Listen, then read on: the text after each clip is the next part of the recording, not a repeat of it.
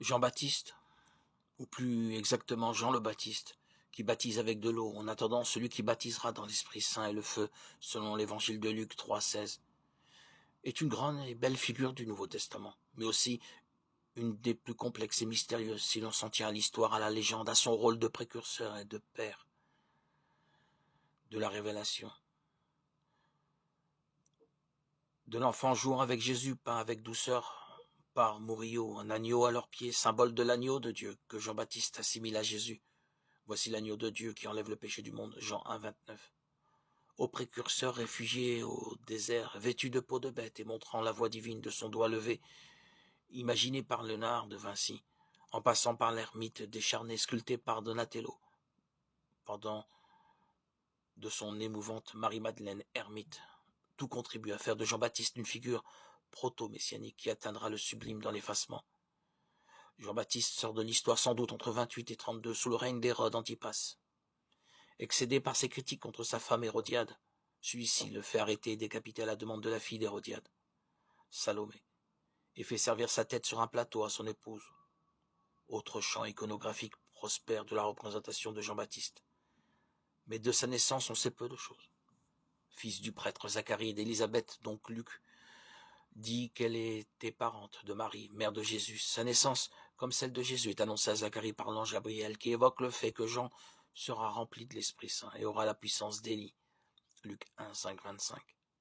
De là, l'assimilation fréquente de Jean-Baptiste à un nouvel Élie. Quant à sa naissance, l'évangile de l'enfance de Jésus selon saint Luc la situe sous le règne d'Hérode le Grand. Luc 1, 5. Désignant par ailleurs l'enfant comme le précurseur marqué du signe d'Élie. Il marchera devant, en présence du Seigneur, avec l'esprit et la puissance du prophète Élie pour faire revenir le cœur des pères vers leurs enfants. Luc 1, 17. Cela fait de Jean-Baptiste l'aîné de Jésus. Sa carrière de prédicateur est largement exposée dans les évangiles. Luc précise que l'an 15 du règne de l'empereur Tibère, la parole de Dieu fut adressée dans le désert à Jean, le fils de Zacharie, et qu'il commença dès lors à parcourir toute la région du Jourdain, en proclamant le baptême de conversion pour le pardon des péchés. Luc 3, 2, 3. En outre, il souligne très clairement, en se référant aux oracles d'Isaïe, que Jean-Baptiste prépare le chemin du Seigneur. Luc 3, 4. Cette pratique de l'éloignement du monde et de la purification du corps par un bain d'immersion a conduit les spécialistes à rapprocher Jean-Baptiste de la secte des Esséniens, sans que cela puisse être prouvé. Mais ce qui est certain, c'est que sa réputation d'ermite est très grande au moment où Jésus commence ses activités. Lui, Jean, portait un vêtement de poil de chameau et une ceinture de cuir autour des reins. Il avait pour nourriture des sauterelles et du miel sauvage. Matthieu 3, 4. Et le baptême qu'il donne à Jésus ne fait qu'annoncer la manifestation du Christ. Comme le souligne Jean dans son prologue et l'effacement du précurseur, il eut un homme envoyé par Dieu. Son nom était Jean. Cet homme n'était pas la lumière, mais il était là pour rendre témoignage à la lumière.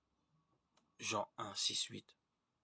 Dès lors, comment l'histoire du christianisme n'aurait-elle pas fait de ce personnage haut en couleur l'emblème de l'ascèse, du renoncement et de l'effacement devant Dieu? Lui, témoin de la première manifestation du Christ lors de son baptême, et Marie-Madeleine, témoin de la dernière, la résurrection. Jean 20, 13, 18. Sont les deux piliers de la vie mystique au désert, enfuis en Dieu et dérobés au monde. Ils sont les veilleurs, silencieux des ordres contemplatifs qui les ont pris depuis les origines comme protecteurs. Ils demeurent le luminaire pour ceux qui aspirent à suivre le Christ.